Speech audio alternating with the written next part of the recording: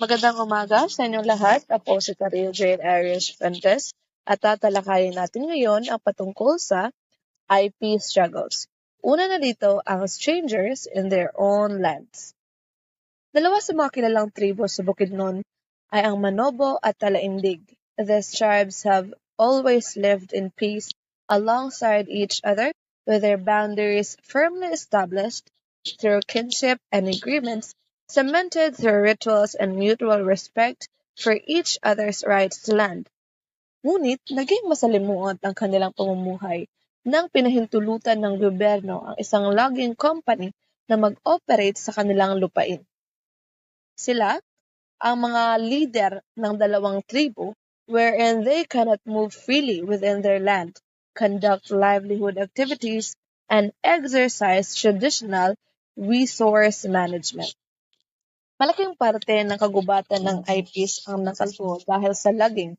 Ang mga IPs ay napilitang manirahan sa mga mas maliliit na lugar sapagkat malaking parte ng kanilang lupain ang nakuha.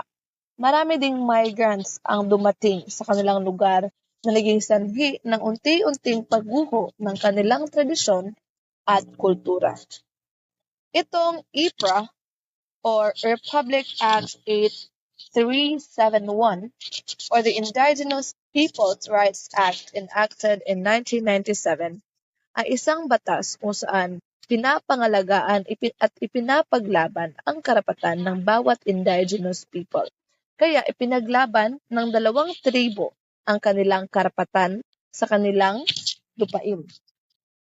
Taong 1970, ipinahinto ang operasyon ng pagputol ng mga kahoy.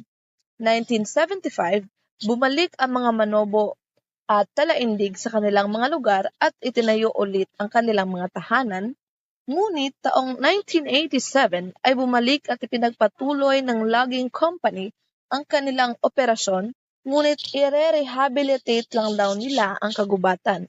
Ngunit sa araw-araw na naririnig ng mga Manobo ang tunog ng chainsaw at mga nakikitang trucks na may mga kahoy ay nahinuna agad nila na walang rehabilitasyon na nangyari, kundi pagputol pa rin ng mga kahoy. Mataas pang istorya ng tribong ito sa Bukidnon sa pakikipaglaban nila sa kanilang lupain. Iba't ibang form of harassment ang kanilang naranasan, ngunit upang paikliin ng istorya ay nakuha naman nila ang kanilang lupain, ngunit hindi 100%. Pangalawa ay ang business and human rights. Lahat naman ng individual ay may karapatan na ipaglaban kung ano ang kanila. At nababasa ito sa Philippine Human Rights Act of 2022. Ngunit ang karapatang pantao ng mga ati sa Boracay ay natapakan at nabaliwala sa pamamagitan ng hindi pagkilala sa kanilang karapatan sa lupa at kultura, pati na rin ang hindi tamang pagproseso ng pagpapasya na nauugnay sa pagtatayo ng mga resort sa isla. Ang mga ati bilang katutubo sa komunidad ay may karapatan sa lupa batay sa umiiral na batas tulad ng Indigenous Peoples' Rights Act or IPRA ng 1997. Ang batas na ito ay nagbibigay sa kanila ng karapatan sa kanilang ancestral land. Ngunit sa ilalim ng mga proyekto ng komersalisasyon, ang mga ati ay hindi nabigyan ng tamang konsultasyon o paggalang sa kanilang mga karapatan. Hindi rin ipagtanggol ang kanilang karapatan sa lupa, kaya't ang mga ati ay napatalsik mula sa kanilang mga ancestral land sa Boracay at hindi sila nakinabang mula sa mga negosyong dumayo sa isla. Kung makikita niyo nga sa larawan ay ito ang mga displaced member of ati group at napilitan sila na manghingi na lamang sa mga kalsada ng Boracay. Ito din ay nagresulta sa pagkamatay ni Dexter Condes. Isa siya sa mga nagsusulong ng karapatan ng mga ati sa kanilang lupain. Siya ay pinatay taong 2013 ng isa sa mga security personnel na isang mga resort claimants. Ang huli naman ay ang illegal mining. Talakayin natin dito ang nangyari sa Obo Manobo sa Mount Apo. Ang pagkasira ng kalikasan dulot ng illegal mining ay nakapekto sa kultura ng mga Obo Manobo.